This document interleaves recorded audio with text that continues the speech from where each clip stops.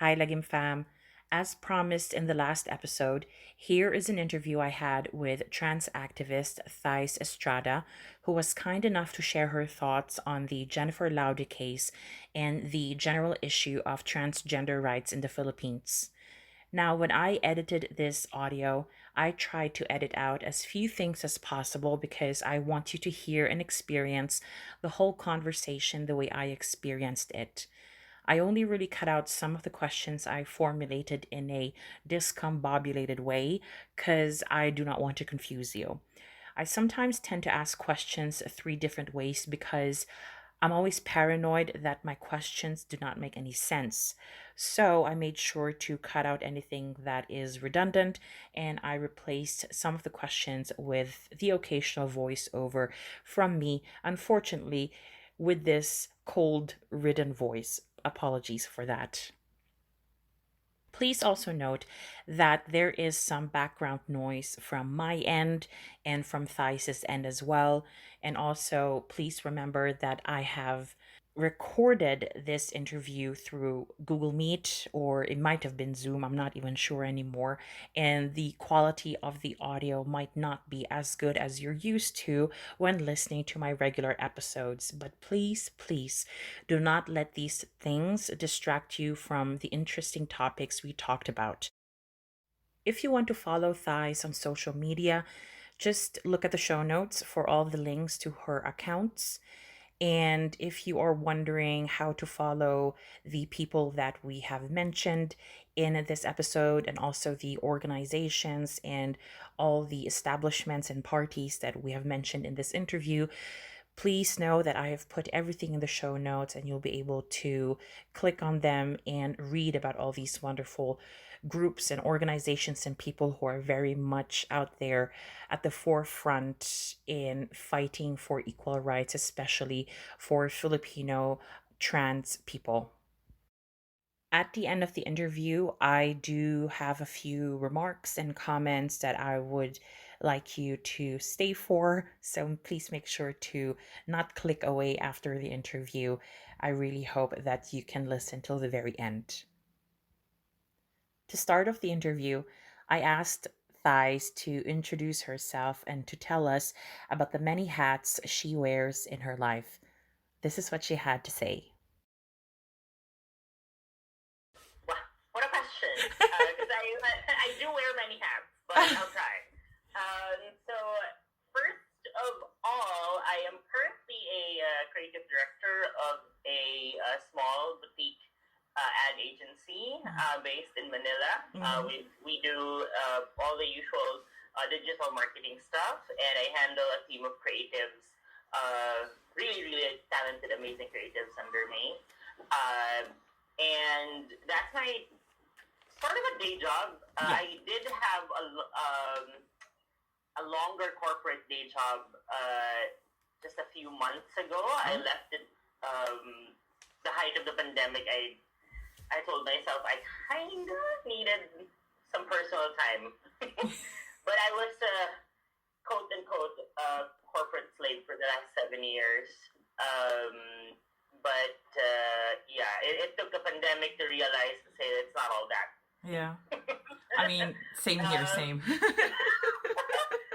But no judgment with anybody who's still in there. I salute you guys. Yeah. Be sane, stay healthy. But yeah, so those are my day jobs. My day job. And then I also am a consultant for a lot of businesses, small businesses. Because I have been a marketing consultant for while I was still working as a corporate in corporate. I was also doing marketing consultancy on the side. And then as for my advocacy work, I am a trustee of Metro Manila Pride, the organizers of the largest Pride March in Asia. And also, I am a Pantay ambassador. Pantay is a human rights organization in the Philippines that focuses on sexuality and gender rights, and very active in the grassroots effort to raise awareness for human rights, SOGIE-based human rights. They're also the ones who spearhead SOGIE-based local city ordinances, which help with anti-discrimination ordinances in the Philippines, in the absence of the anti-discrimination bill that is still pending in our Congress.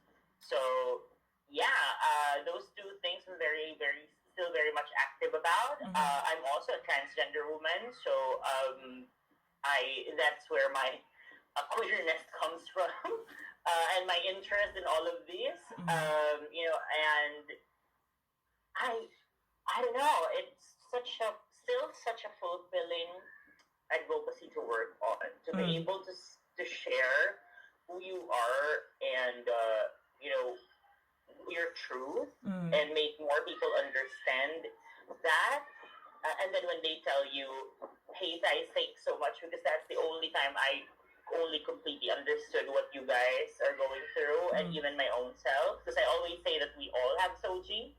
So when they say, "I don't care much for that because I don't have it," no, you do. You do. And here's how you should be understanding. Yeah. So it's been a constant. I think for the last almost a decade, 7 years, it's been a constant. Just, I don't know. It's fulfilling. It's frustrating. But then ultimately, we do this for the generation that we might not even be able to, encounter or see live. So I always tell that the changes that we're advocating right now is not for us. It's merely seeds to be planted for the next generation, or to become a tree for the next generation to climb. So that they could also, bears fruit. It also feeds them, and then they do the same thing until we achieve, a complete generational change where we don't even need to have pride anymore. Yeah. Where this is not even an issue anymore, and it's completely thing of the vision of that, whatever that future is motivation, and it's rewarding enough that hopefully we'll reach that point somewhere in history. And although we're not going to be there, to be part of sort of the the paving of the way to that future is I think the rewarding bit. At this point in the interview, I admitted to Thysz that the preliminary questions I sent her before the interview were rather rigid, and I was treating her in those questions like she is part of a monolithic trans community, when that could not be farther from the truth.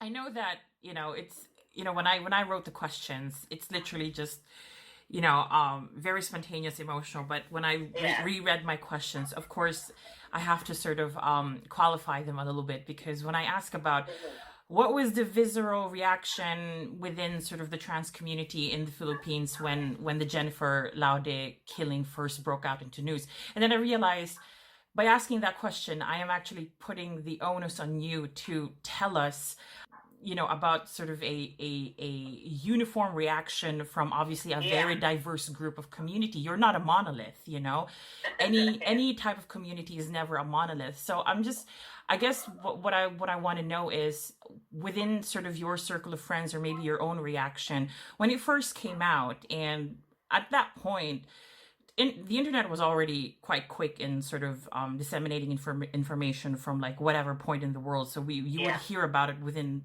the 24 hours of it happening.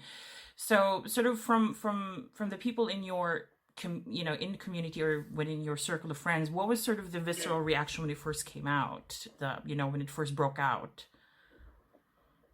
2014, I was I started working for the corporate job that I was in.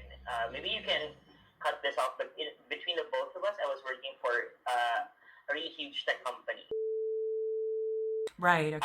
And I was working on the back end. And 2014, it's like almost unheard of that you would be like, there's a queer person in the tech community. Yeah. So like 5 people out of 100 who would work, and I'm the only trans person. I would have to always explain that, and like it's a new thing for them. When it happened, I went to work and I read it while I'm always on Twitter. It's my favorite like social media app. Yeah. And I was on my way to work, and I heard that it was the top story of the day, and I was in complete shock. I almost can't move. I didn't want to continue working. Mm-mm. And my boss and my office mates weren't sure why. Yeah. And I told them, okay, this is a big deal. Because for one, the way the death was explained, I've known about the trans-panic defense for a little bit around the same time. At that same year or a year prior, because I started transitioning when I think late 2012. And of course, I had to study a lot of these things, right? Especially violence against me, because when I finally do become, if I pursue social transition and chemical transitioning, my whole face, body would change, and I would be a victim of all these kinds of things. And that was in particular a point to note that there was an issue. That the killer, Pemberton, had to use the trans-panic defense because immediately people who would learn about the news would then say, "Oh, he's right to kill." It was more of that. So every time you would hear news about it, and then you know how tactless Filipinos can be. Oh, yes. They would just say outright that, there wasn't any disclosure about her identity, so she deserved, because the guy panicked and I can't believe it. It's like every time I hear about that, aside from the initial shock that a sister of yours died in such a violent way, the shock of feeling that if you were in the same situation, people will just be happy that you're dead. Did it sort of affect your transition path? Did you feel like you were hesitant, or were there some thoughts of, I don't know, maybe slowing it down, or hiding it more? What was there sort of on a personal level? What was sort of the fears there in sort of pursuing the social transition, as you say? Initially, yes, I felt like I would be not too vocal about the transness for some time. Before, I would be excited to say that guys have finally transitioned, and then I realized that not all audiences would appreciate that. My immediate circle would be more appreciative and would be more understanding, like friends, and then friends online would be more understanding. But and even people from work would be more understanding, because it's such a Western work culture that we had when I was there. They would be very curious, but then eventually they would be very understanding. But in public, because at that time I was still commuting from one city to another, and I would take public transportation. And then in Crete, when you're in the middle of transitioning, you look very awkward. It's not fully feminine. It's not, and then you'd be looked at weird. Yeah. And in public transportation, that becomes more apparent. And then when it happened, and then someone would clock you as a transgender woman, there is a fear that you're out in public walking and you're trans. Because you'd read from Facebook, and then you'd feel like, well, this person would, if they knew that I was trans, would they hurt me? So yes, there was an effect. I wanted to just hide in fear of being physically assaulted, just because. Yeah. Because you know how it's a two-edged sword. People knew about what being transgender was through Jen, but also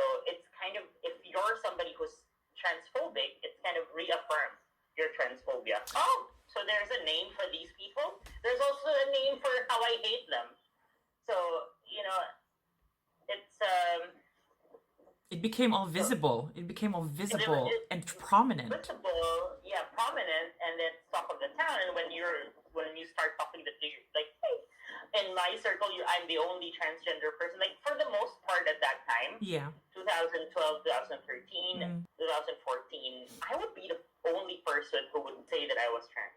Like really. in many friends groups. Yeah. So I would be the new like, okay, Thysz is trans. Can you tell us what was that?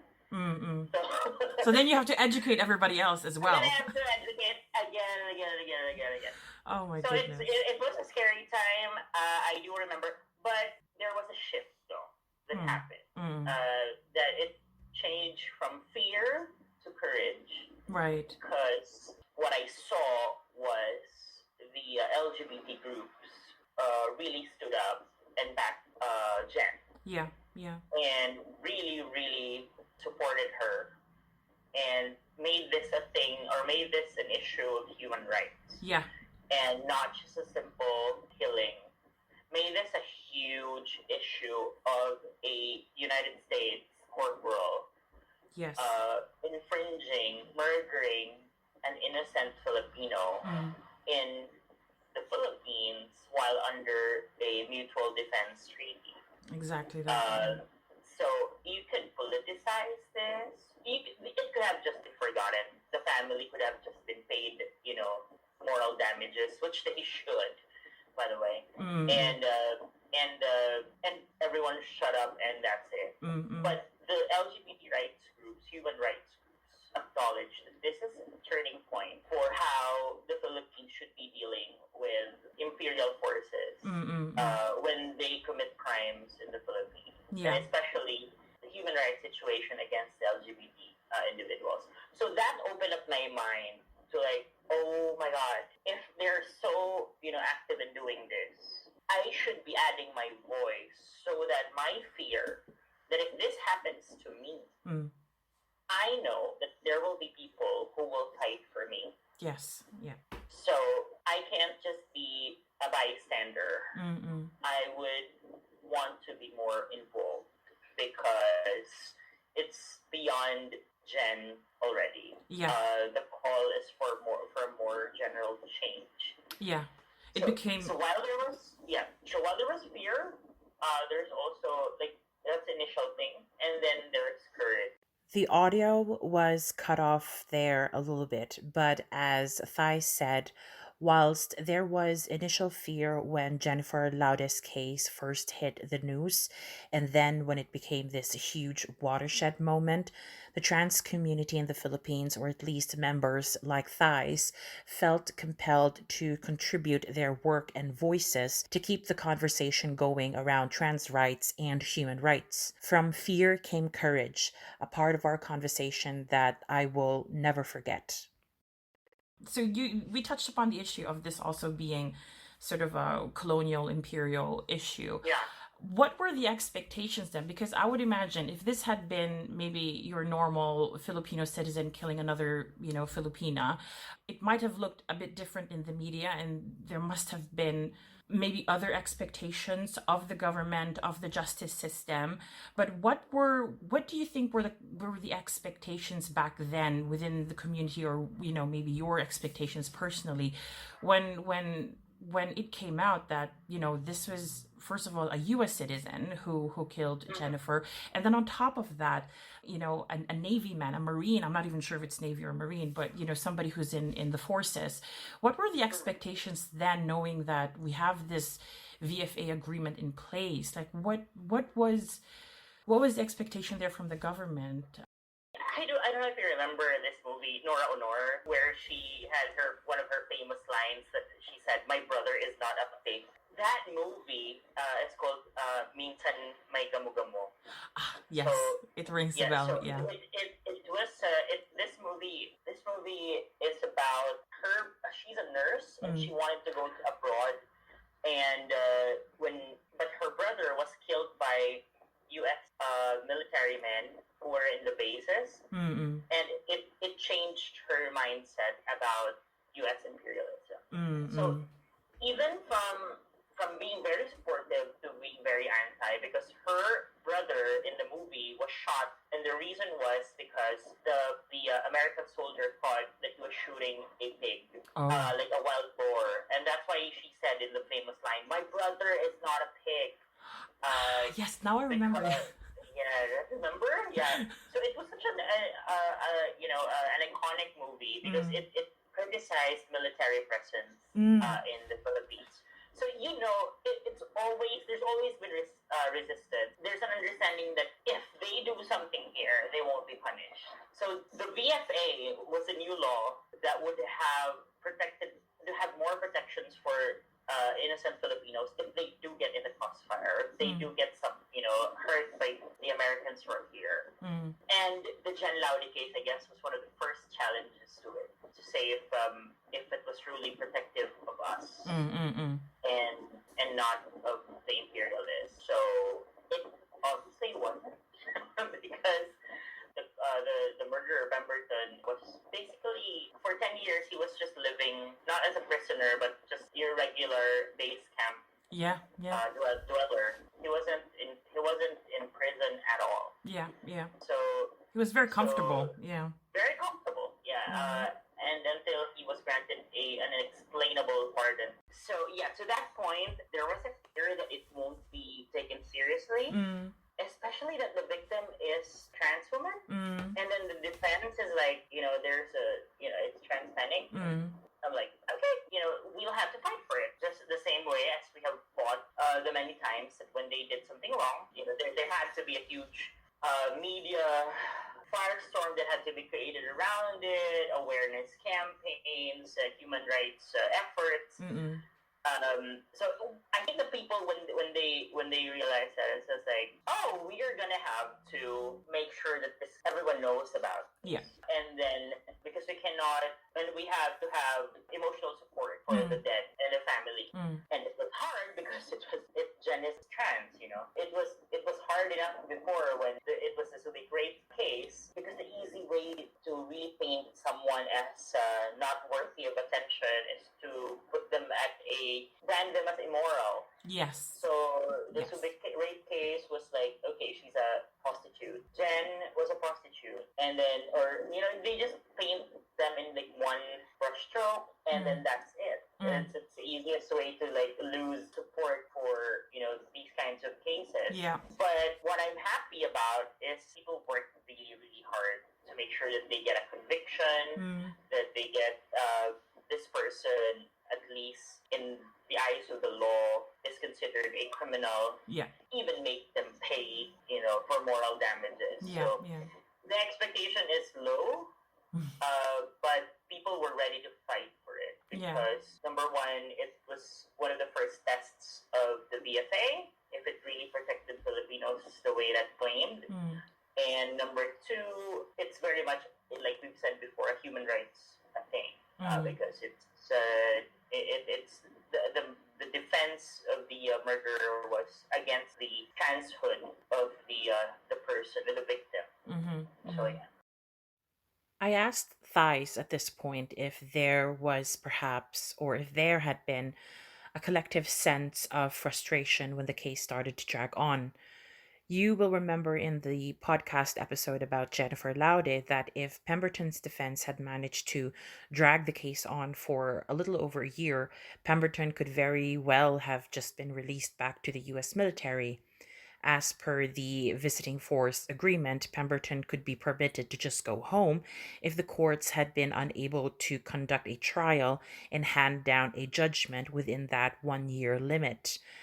I asked Thysz whether perhaps the trans community and its allies felt like they were losing steam due to the delays that were mostly committed by the defense in this case. I think what happened there was, I don't think it was more of the movement around it, because everyone shares the same frustration with how the justice system works here. The delays are, especially with these kinds of cases, that there's a lot at stake. A conviction would mean so many things for, it's an amazing win for human rights advocates, but would be taken against the government ally, when they lose. So there's it, and every single step, it was done so that, I mean, every technical thing they had to do to delay stuff. They did, yeah. They did. I don't think it was because the steam was, and there was no more steam, because I felt that the advocates were as feisty as ever, fighting for it. It was just more of like a frustrating push and pull from the, just how our government system works. I mean, sorry, just the system works. So I don't know, it's meant, for these cases, would you believe, and unfortunately, it's meant to be delayed. They would do it for as long, drag it for as long as they can. Yeah. And then on the side, try to, pay the family to just be silent and withdraw the case. Yeah. You're dealing with, like, you're drained because it's dragging on for too long, emotionally, mentally, financially. And then there's somebody who will tell you, what if I say this all ends, I give you this much millions? Tempting. Tempting. It would be super tempting. Yeah. And then the good thing is the family was made to realize they're supposed to pay you. And, it's not accepting money from them for moral damages. It's not you being shut up. It's part and parcel of how the law is. Yeah. There's damages stemming from the crime being committed. Yes. And that will be paid for by incarceration. And then the other one is moral damages with money. So because of the loss of income from Jen being a breadwinner of the family. Yeah, breadwinner. So I think that's how they computed it. Yeah. But so I guess that's the case. I don't think there was steam loss. It was just a frustrating, long legal battle because of how our justice system is unfortunately set up. Yeah. And as we all know, it led to a conviction. So they were successful in not giving up. Yeah. Essentially. That's for sure. Given how many times they were, attacked, or like, given how many times they were intimidated as well. Intimidated, lured, tempted into thinking, or like in a different way. They were even, like, the family was painted a very, very bad picture in the media. Yeah. Locally, that they're gold diggers. They won't be contented with this and this and this, etc. The longer it became, the public opinion against the family became worse. Oh. Because it felt like they were just holding out for, like, a payout. Yeah. Yeah. And they didn't want anything less than this and etc. So even if that's super unfair. Yeah. So it felt like, to me, when I was also reading up on the issue, and even before I watched the documentary, it felt like people were just waiting for the family to sort of do something along the lines of just pay us something. I felt like there was just this collected sort of inhale, like, let's see, the family once offered money will, they will just disappear, and this will all just disappear. We can go back to our normal day-to-day affairs. So everybody went, and then when it came out, actually, that I think at some point they were offered something by someone who wanted the mother to sign a document that she couldn't even understand. And when it all came out, people thought she had accepted the money. It turns out she actually didn't. And people were so quick to judge, and everybody was just all out on Facebook, on YouTube, everywhere, saying, see, tingnan nyo, yung tipong ganon. We were all right. It was all about the money, and it was heartbreaking to see how they were just waiting for that moment to come, to pile up again on the family, to pile on Jennifer, who could not even defend herself, in death. In a way, I'm glad that the mother had the good idea of consulting her lawyers first, because I was just like, oh my God, just imagine if she'd signed that without knowing the content of that agreement, and she'd be painted, like you said, a gold digger, and that would have been, I think, very, very bad for the movement, for the kind of for the kind of progress that's been already made, I guess, at that point. So yeah. So you mentioned already, and we know that there was a conviction, and the way that the justice system in the Philippines works.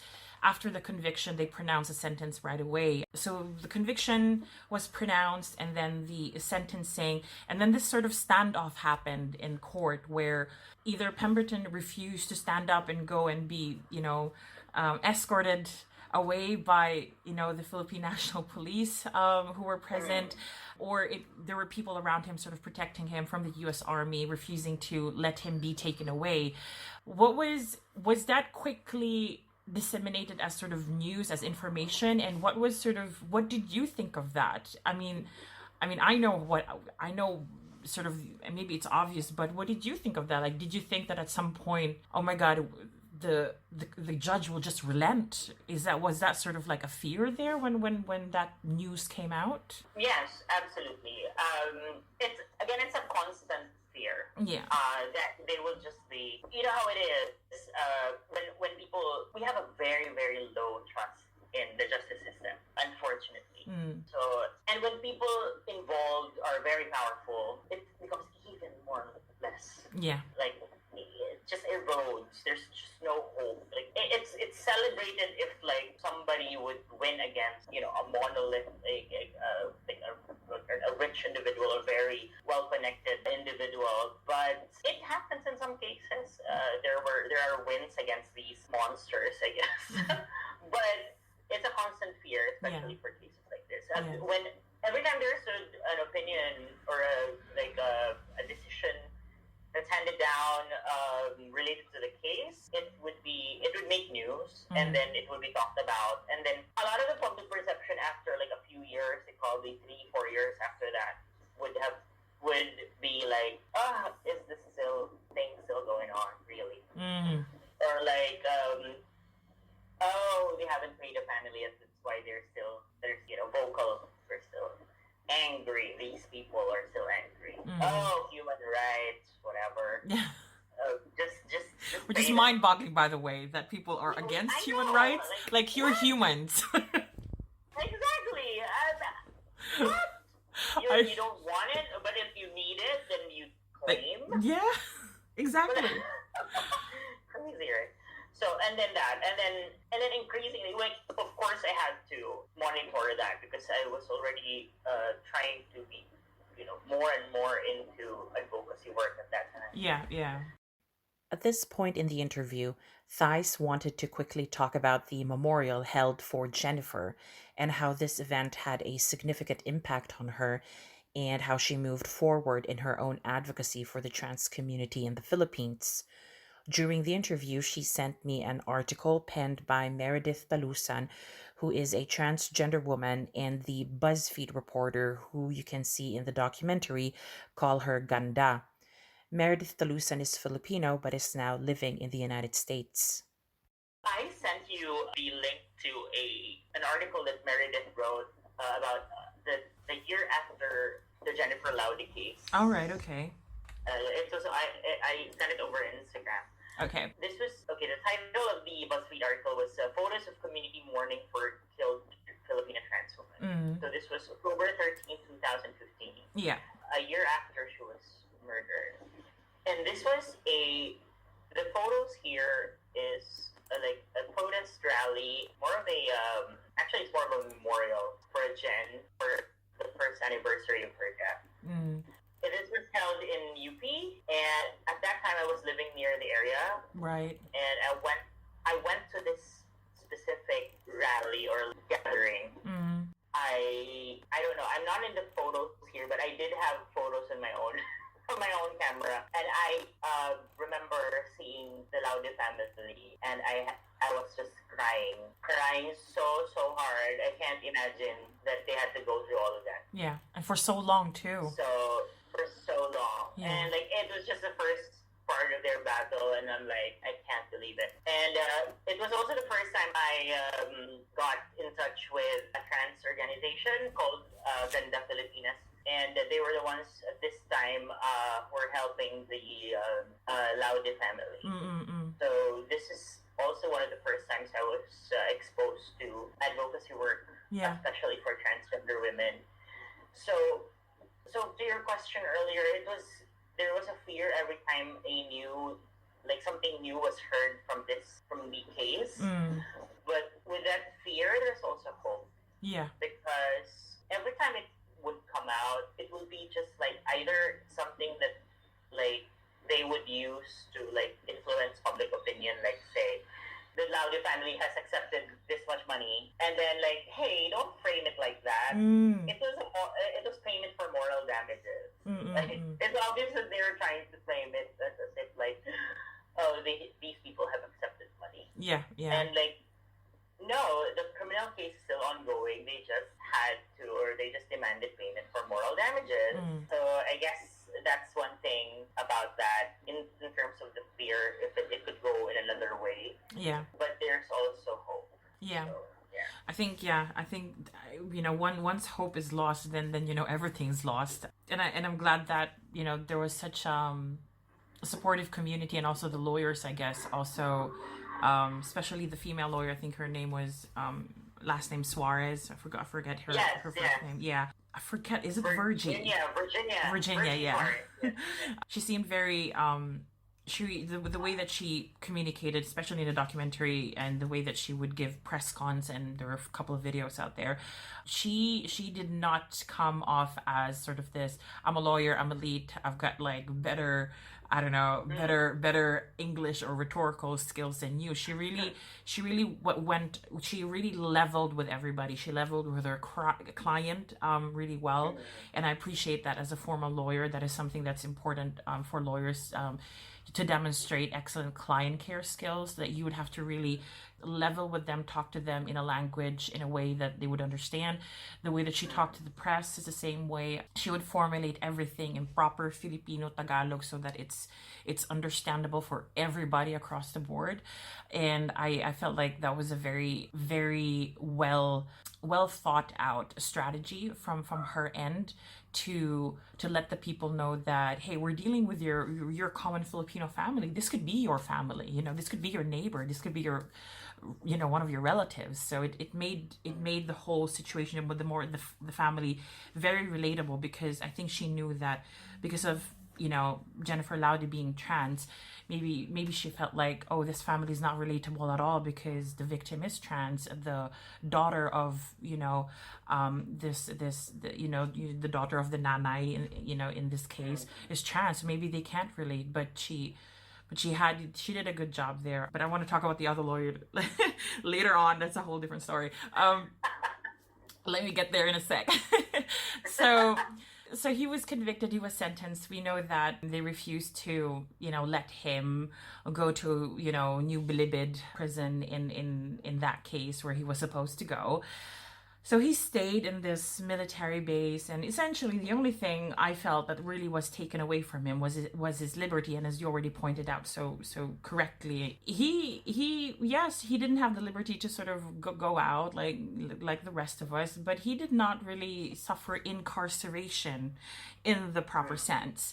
So then I observing this case, it sort of died down after he went into that sort of his own little cushy prison situation, and then we changed presidents. So the election came in and change of administration, and my observation was Duterte at that point was sort of saying, yes, I support the LGBTQ community, or I support same-sex marriage, or whatever it is that he wanted to support. And it felt like it's just your common politician talk.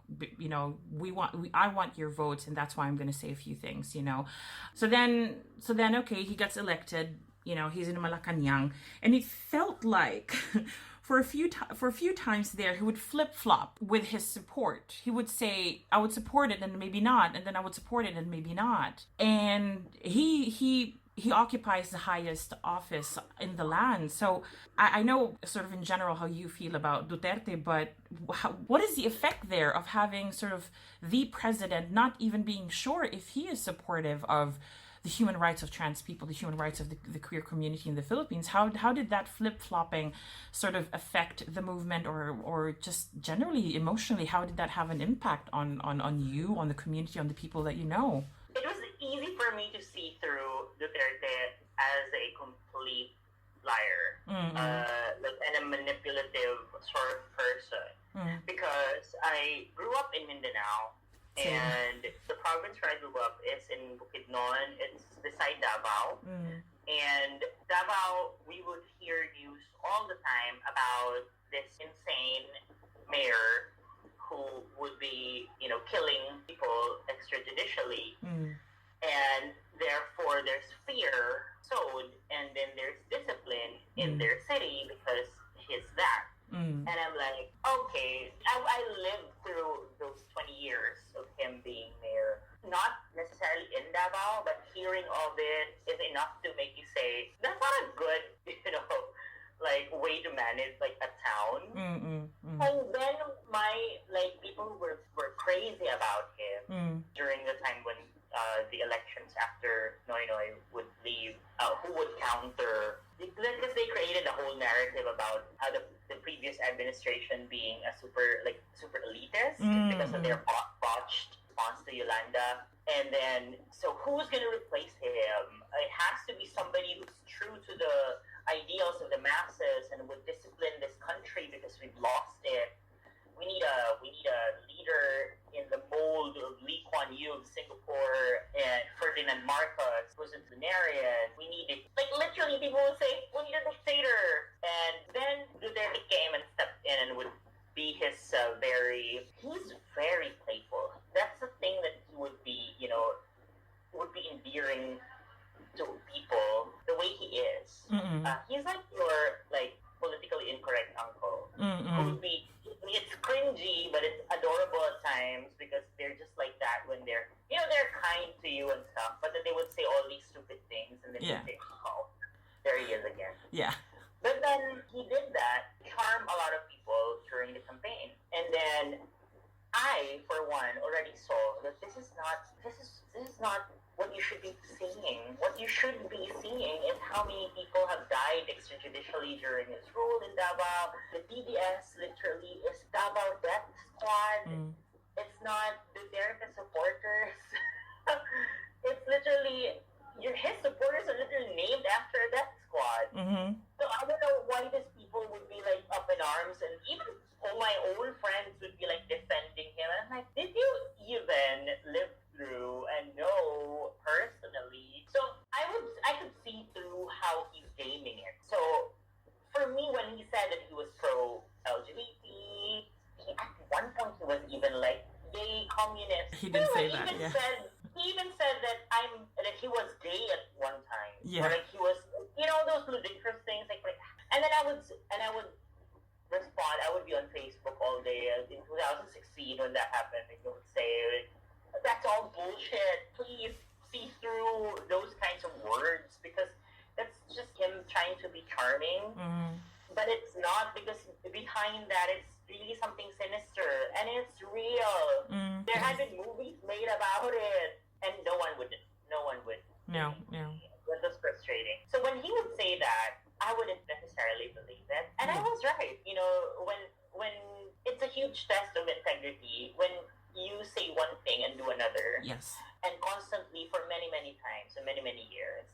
And deny that information so that people will not realize that you've been doing this in the past. You try to hide that. And that's one thing. If you really wanted to have integrity about who you are, you should be an open book. But there's an effort to hide that. There's an effort to charm people into thinking he's like this. And so there's no, if there were people, would you believe in the, because he would say those things fuck America, we hate these imperialists. Yeah. And I would say, and I was like, the supporters of the fight for Jen Laude's case would be like, oh, yes, this is the president that we need because he will be supporting us because he doesn't want imperial America. Yeah. And he will punish, etc. He will have more support in this time. And he's also pro LGBT. He would say that he loves the gays. Yeah.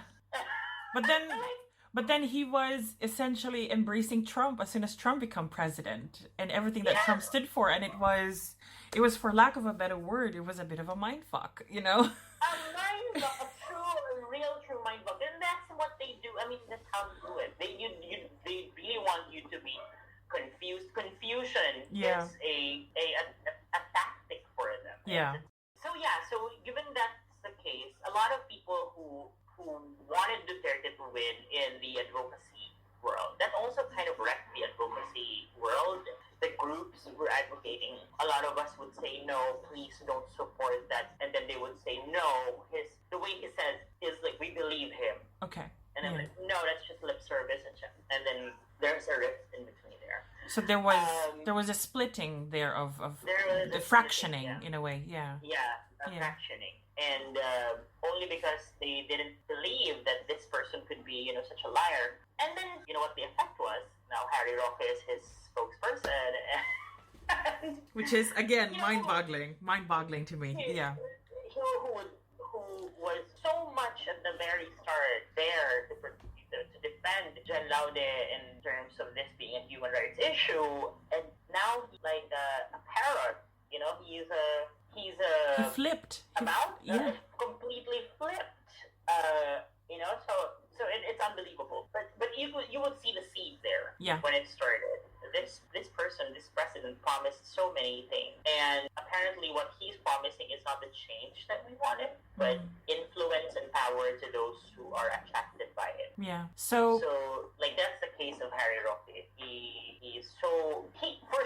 I'm sure he understood what the human rights situation was, and was truly advocating for it at that time. But he's also not morally strong, I guess. Eventually he became bankrupt in that sense, basically selling himself for the opportunity to be really powerful and influential. That's the reason why. Yeah, it's sad and disappointing and hurtful for the movement, hurtful for those who, I guess, trusted him to be one of us, with Virgie Suarez, with the movement, and then Harry, is it Henry or Harry Roque? Harry. It's Harry Roque. So then I guess before he was appointed, he's one of us, he's one of our own, he fought for us, he used his profession and his voice for us, and then to see him flip-flopping like that, it is, I would imagine it's a great betrayal. He would have to answer to his God about that, but if he believed in one. Knowing the stance of the president flip-flopping and sort of in a way expected, I guess, because he was pandering. That really was what was happening. Yeah. So that's the executive sort of branch of government, and then I did my own little research as to sort of what sort of the legislative body was doing, and I see that there have been some efforts around the same time to sort of pass laws when it came to civil unions, same-sex marriages. There was a civil union sort of bill in 2016. It was introduced in 2017, reintroduced sort of 2 years later, and sort of you don't hear from it anymore. But what struck me, which is sort of, I'm not surprised, but what really struck me though is it seems to me even in the legislature there are preemptive efforts by senators such as Pacquiao and Soto, Villanueva to even publicize negative things or propaganda to block everything that some people might introduce. So the bill is not even there, but they're already talking against it. How do you feel about, public servants who are paid to, publicly serve, doing sort of preemptive propaganda about bills that are probably not even there, and once they're introduced, there is this very strong, concerted, almost hateful effort to block everything, when really, once they realize what the core of these bills are, it's human rights, it's equality. But what's this preemptive propaganda? What is it about Vic Soto and Pacquiao? Like, what is up with that? Just any comment at all about that? Because they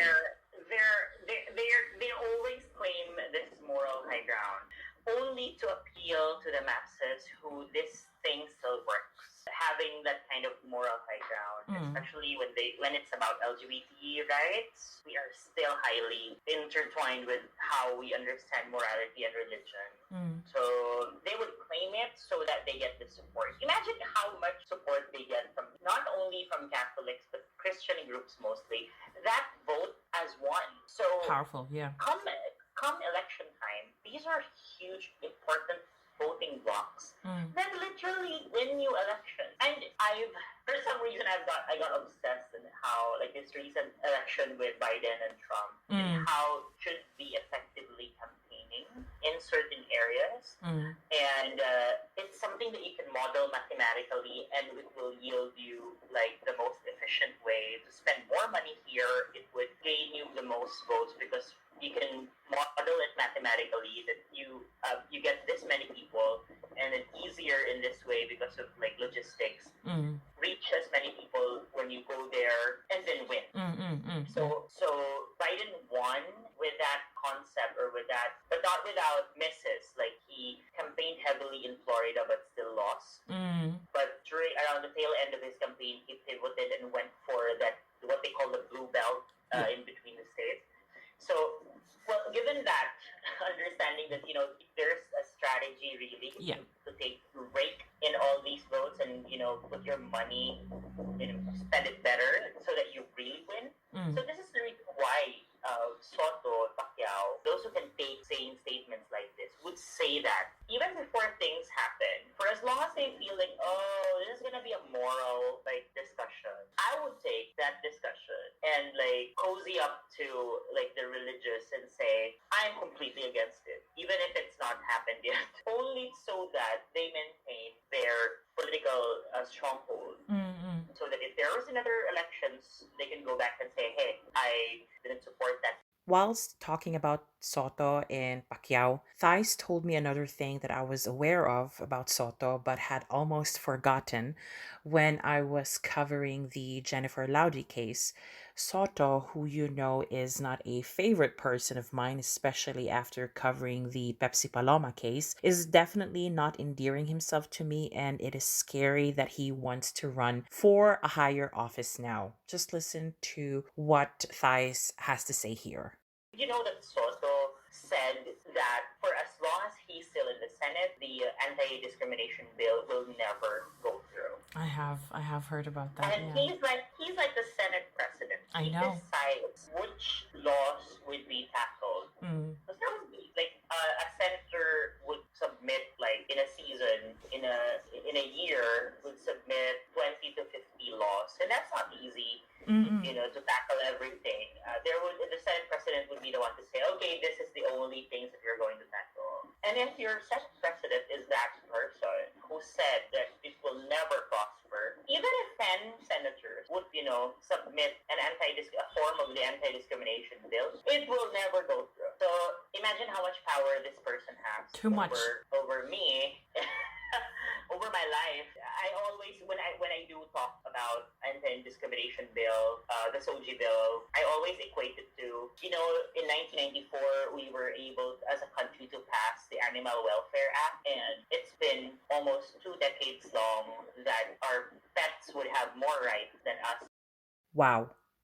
When Thysz said that, I was completely gobsmacked because putting the issue of SOGIE rights into such a perspective just highlights how badly Filipino society has been treating not only the trans community specifically, but the LGBTQIA community in general. I remember having to take a quick moment to let that information sink in, and I could definitely hear a hint of pain in Thysz's voice. Imagine looking at your own legislative representatives and realizing that they are willing to offer more rights and protections to animals, but not to you. The questions posed by Thysz after she said this were also heartbreaking. Why can't we fight for it? Why can't you lend your voice to this cause? It's been 20 years since the first version of the anti-discrimination bill was put in Congress. It can't be another year that there's no SOGIE equality, no anti-discrimination law is in place for the Philippines. Because more and more crimes have been committed against us in the name of just being LGBT. Yeah, yeah. Without any punishment. So we should fight for it. If Soto is so confident that, for until he is there sitting in the Senate, then let's make him feel that we can replace him, because we can.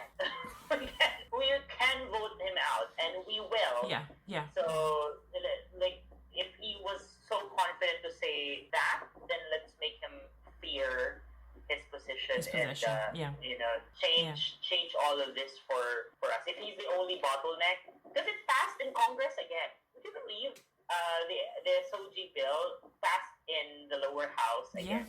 Yeah. Transmitted to the Senate again. But of course, it's languishing.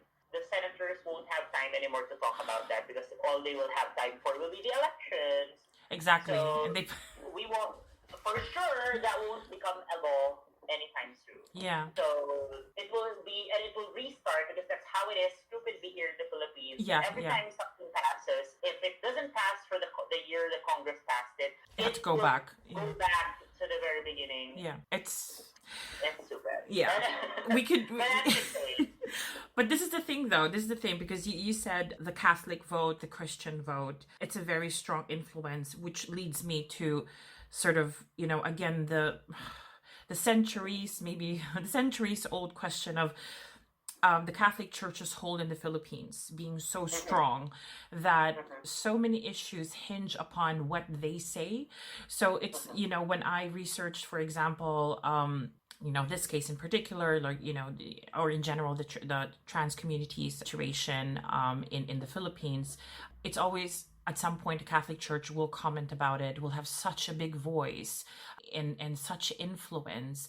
It almost feels reckless of them to not even view the trans community as Filipinos first. And then also who happen to be trans, who happen to be queer and all that, and it's all about their understanding of morality.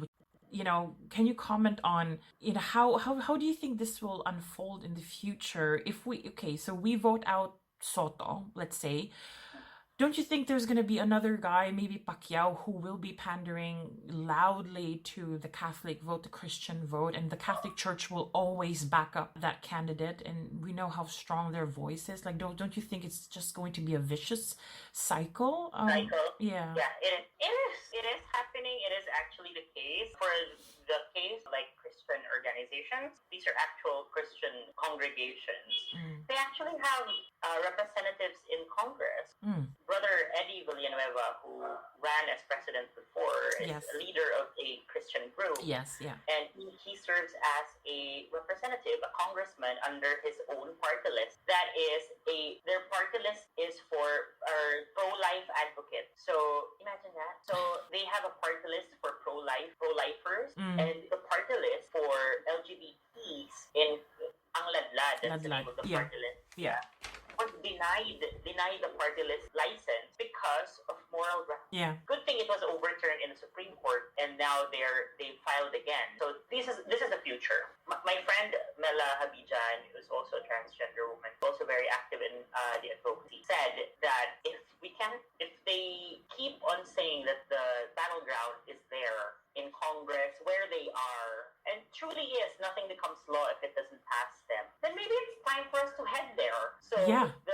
So the change that we would see probably, because they're already there, as you've said, what kind of like institutional change should we be doing? If they say that it's there, then let's go there. Like when Brother Eddie was like staunchly against in one reading of the anti-discrimination bill, he was mocking it. SOGIE, what is SOGIE? Another one of those LGBTQIA alphabet soup, and so he was mocking it that way. And Mela was like, wrote a public letter, can I challenge you to a debate, Mr. Congressman, about your views on sexuality? And this is a religious leader, and my friend Mela, like a private citizen who's also a transgender woman.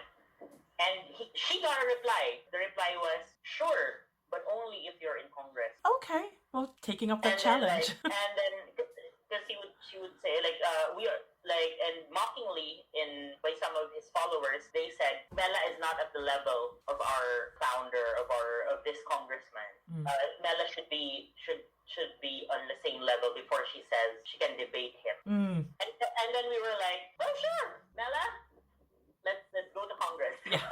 Let's run. So, trying our best to ask the party list who's running again now, to put Mela as one of their front runners. Yeah. Just so that we can really show. Yeah, have a presence. Yeah. Like if they look at us so lowly that way, maybe when we are in the same field, when we find ourselves in the same field, and they will listen. Yeah. And then when we do, they will be exposed for the biggest Exactly. they are. Exactly. Right? So I think that's a long-term thing. We're very excited. There's been some positive things going on. Mela could very well be the front runner for the LGBT party list. And we are going to campaign as hell. Well, you've got one supporter here, so Yeah, that's the case. If it's going to be institutional change, what are we doing for that? It's very hard. Imagine that the Philippines is the only country right now with no divorce. Even Vatican City has divorce already. Imagine that. So, yeah, I guess there's so much to do, but things are changing. Yeah. I really truly believe that things are changing. Yeah. You've put it brilliantly. The Catholic Church, the religious, has to see people as Filipinos first, and not like members of their church, because not all Filipinos are members of their church. And that's what they keep on missing. They keep on they have that evangelical, sabihin na natin, colonizer mind. To evangelize and really say, oh, if you're not a believer, then you have to be. I have to evangelize you this way so that you believe in this my interpretation of God. Yeah. So it's colonizer energy all the way through. Energy, right? All the way through.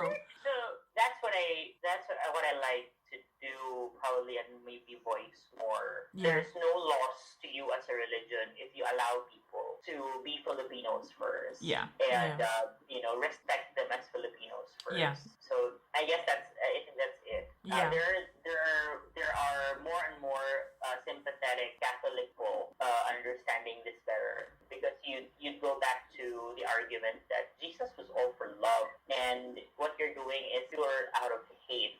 And ignorance and misunderstanding. I don't know why this is so complicated for them.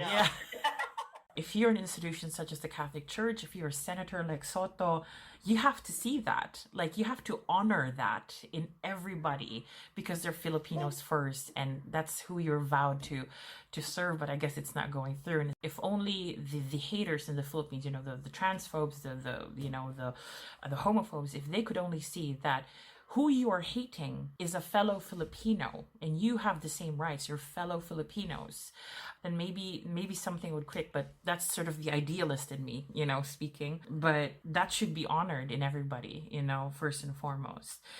Now on to the SOGIE Bill. As you said, you've touched upon it. It's been sort of like renamed, voted on, denied, voted back in. It started as the Anti-Discrimination Bill in 2001. It's now the SOGIE Bill. It's Congress sort of cleared it, and as you said, it sort of just languished in the Senate. And is it Senator Ontiveros who's still very much hopeful that it could pass in the next Congress, and maybe something will happen there? What are this, on the back of sort of having that as a background, knowing that the SOGIE Bill actually advocates for the non-discrimination, the anti-discrimination of people regardless of sex, sexual orientation, gender identity, they should all be treated the same. And actually that is a constitutional ask, because in our own constitution we guarantee that right of equal protection. And I don't understand why there is this I suppose dissonance, that why can't we approve such a bill when actually it's super constitutional? It's already actually there. What do you think? Like, I know we've touched upon sort of the morality issue, the Catholic Church issue, but is it maybe a lack of exposure of the Filipinos to queer rights, to the movement? Is it a lack of education? Is the common Filipino tao just veiled or so separate from all the human rights issues that surround them? What do you think it is that make them not understand that this is actually constitutional? It's something that's guaranteed to everybody. I think what the roadblock, there's just a miss on like how this is communicated. That's what I feel. That's the reason why it changed names to SOGIE Equality Bill. Because when you say anti-discrimination bill, it felt like for most people, it's giving a special right to the LGBT. So even if it's not, but it felt like that way. So now that the language has changed, to shift it to the focus to SOGIE, that everyone has it, and therefore everyone has to fight against discrimination against SOGIE. We hope to get more people on board and support it. And for the last 2 years, it became really effective. And that's the reason why it passed Congress again. Not Senate, but, and we know who the bottleneck was there, but at least the public now has a better perception of it. There's an understanding of it. It's for all of us, not just for some. But what came out of it, or what was it, again, the new challenge is you have to explain what SOGIE was. Yeah. And sometimes, often, if, especially people you don't, who aren't well-versed or don't even take two thoughts about what they are sexually and their gender, it's hard. They get shocked that you can understand sexuality and gender this way. I guess that's the challenge, is really exposing more and more people to the concept of SOGIE, and then telling them that the law is to protect them as people who have SOGIE and not give special rights to any. It's just one important first step. Yeah. So we acknowledge that we had to have this kind of concession in terms of what the law would say or state as. Because, and it's okay, because SOGIE isn't even mentioned anywhere in any of the thousands of laws of the Philippines. Yeah. So there's no one, it hasn't been defined yet in any law. So that's how important it is to first define it, so that there's going to be, once it becomes law, finally the Philippine law has a description of what SOGIE is, and it could be a basis of many other laws in the future, or fortify laws made in the past. So that's why this is an all-important battle. And again, it changed in terms of semantics, I guess, how it's understood and how we communicate it, to mean that more people will benefit out of it and not, quote unquote, some special group. Yeah. That's so vocal about it. Yeah. Because people get really irked easily if they feel that some group is getting more, and then you'd have to go back and say, no, this will benefit you too, You'd rather start or have a standpoint where you say that immediately first, that, okay, this benefits everyone. Yeah. Okay. And then people are interested to listen. So, yeah. And then they're interested. But, how? Yeah. And then you get an opening to say, oh, okay, so here it is. You have SOGIE. And this is what sometimes happens when you're discriminated because of your SOGIE. Yeah. Et cetera, et cetera. Yeah.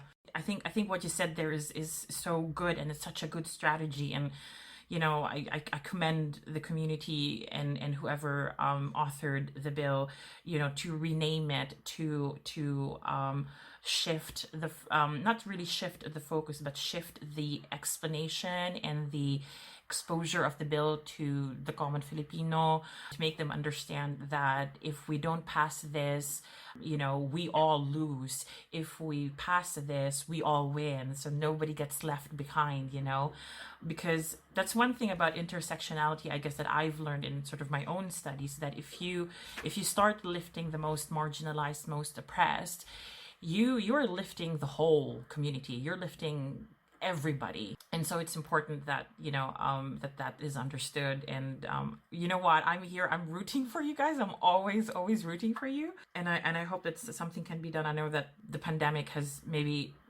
put on the back burner just about everything, but I really hope that everything will get back on track. So having said that, knowing that the bill is not law yet, but knowing also that all this work for the past 20 years, Jennifer Laude dying, but not really dying in vain, because she opened up this conversation, knowing that you guys work so much to get this SOGIE bill passed.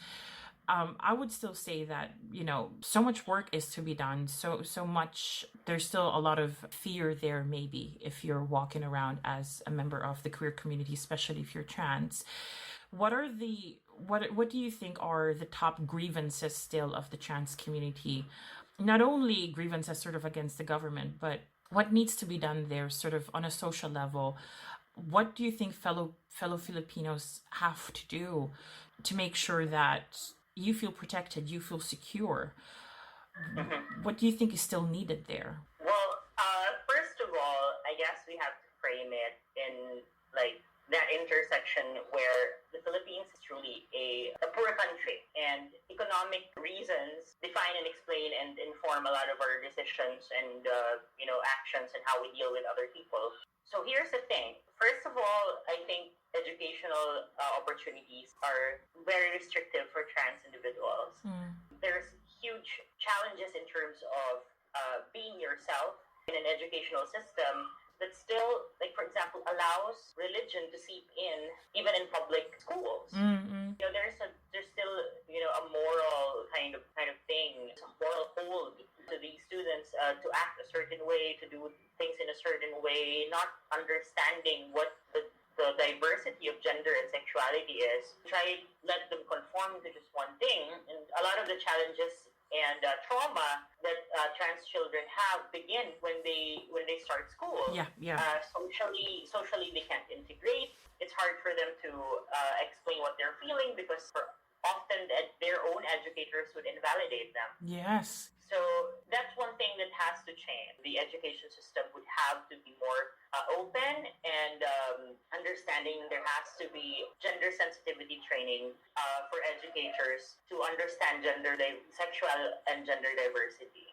Just so they understand why why transgender children have to be dealt with this way, or what they're thinking, And for the most part, transgender children don't continue school because they feel attacked, they don't feel safe at all. And I guess the peripheral issues would be when they do succeed and then they want to express themselves, they are unable to. Like a lot of the issues that are brought up to the media would be transgender child, transgender student would not be allowed to graduate because they won't wear the prescribed uniform for the gender that they were assigned. So you would see like entire swath of transgender children every graduation season can't get their diplomas because they refuse to march in uniforms that do not correspond to their gender. So it's such an issue, and then schools are so rigid about it for some freaking reason. Can you just?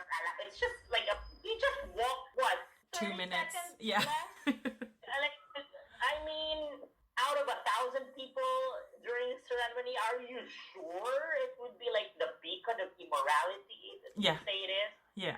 Jeez. I mean, that's one thing, and then employment is very important. Again, it's a matter, the intersection of economic status. Employment is very hard already to find a job here, and and especially if you didn't finish, a certain level of education, it becomes really hard. So when you're trans, even if you get over the education hurdle, you have to hurdle employment as well. Because if you don't pass a certain level of education, then you'll have to settle for these other jobs, and then these other jobs are more likely to be against gender expression because they would have very rigid rules on wearing uniforms and even rules on how to express yourself gender-wise. So that's one thing. And I guess, those two things immediately, I would say, as you said earlier about our relationship with sex work and being on the margins of society, and because you do sex work, that there's always a proximity to crime. And then you know how insane this government is in terms of, cracking down on crime and drug-related stuff. So there's a huge exposure to trans women, trans people in that kind of life. So maybe those three things, I guess, in terms of education, in terms of employment, and eventually in terms of how they are dealt with in terms of the justice system. Like what they do to live, to survive, is always thought of as criminal. And so it's and no systematic way is being done to address this. So those are the main challenges that I guess we're going to continually call on for in terms of trans rights here in the Philippines. Again, it all boils down to understanding, people understanding who we are, what we are. It's like a constant, resistance to people who who don't understand us and are willfully ignorant. Mm-hmm. But then you have to go and integrate into society and eventually have to study and you go to school. Yeah. And then all starts, all the kinds of things start when you're there, and you have the first taste of how to integrate society, and then it's bad, and then eventually, then if you survive that, then you go to work, and then there's another level of stuff you have to survive. So yeah, those are the things, and these are societal things, and I mean, I told you it's informed by the intersection of how poor we are in terms of economics here in the Philippines, and there's so much stuff that needs to be done. So what I think is, if as long as this government realizes that we need to pull up our people from this kind of poverty level, a lot of the societal problems will follow in terms of like being resolved eventually, or like you give power to the people to be more respectful, be more understanding, because they've become at least, at a certain economic level that's more comfortable than being in dire poverty prior. Yeah. So if they solve this societal issue, a lot of this others will, become easier to solve. Yeah. And we remain hopeful. I remain hopeful with you. It's yeah. Yeah, and like I think we who believe in this, and you who are at the front line of these things, like you know this is for the long haul. You know that this is not going to be in the blink of an eye, and I just want to thank you for all the work that you're doing.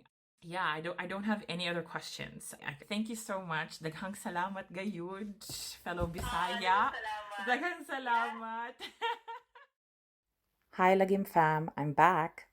Thank you so much for listening to this interview. I hope you found my conversation with Thysz valuable. I want to also thank Thysz for giving me this wonderful opportunity to talk to her.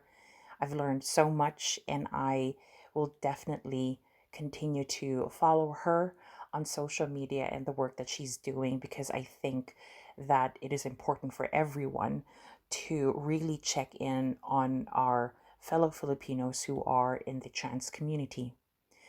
Now, to close off this episode, I just want to ask you for a favor. It is going to be an election year soon in the Philippines. We've already seen and heard the candidates taking jabs at each other in the hope to get your vote. There are bigger questions about whether the Filipinos should be voting in another Marcos or another Duterte, or whether we need a completely new leader. In all this, please try to keep in mind that whoever you vote for, whoever we vote for, must have a clear vision about how they are going to address the issue of transphobia specifically and SOGIE rights in general.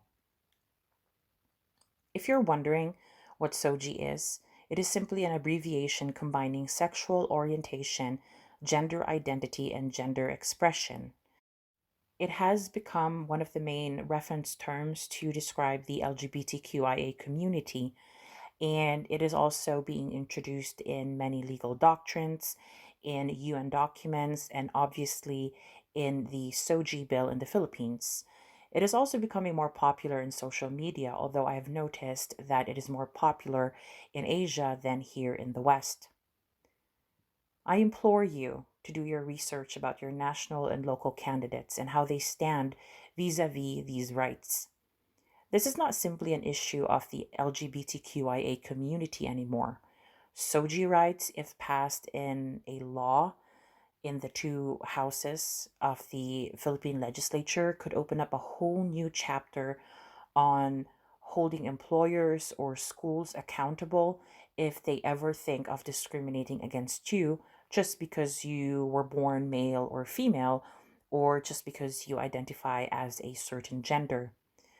If you are a woman being discriminated against for being a woman because people fear you will just, go on maternity leave as soon as you are hired, that would be a breach of your SOGIE rights. So please keep that in mind. Lastly, remember that the politicians serve you. You pay their salaries. You can demand change. You can rally to make change. If one part or fraction of our Filipino society is being oppressed, and deprived of basic human rights, it will not take a long time until your community perhaps suffer the same fate. Just because you are not trans or gay does not mean the corrupt politicians or religious politicians will not come for your rights as well. Standing in solidarity with the most vulnerable in our society is the only way to really achieve equality and hopefully peace and prosperity as well. Thank you again for listening. Maraming salamat at mabuhay.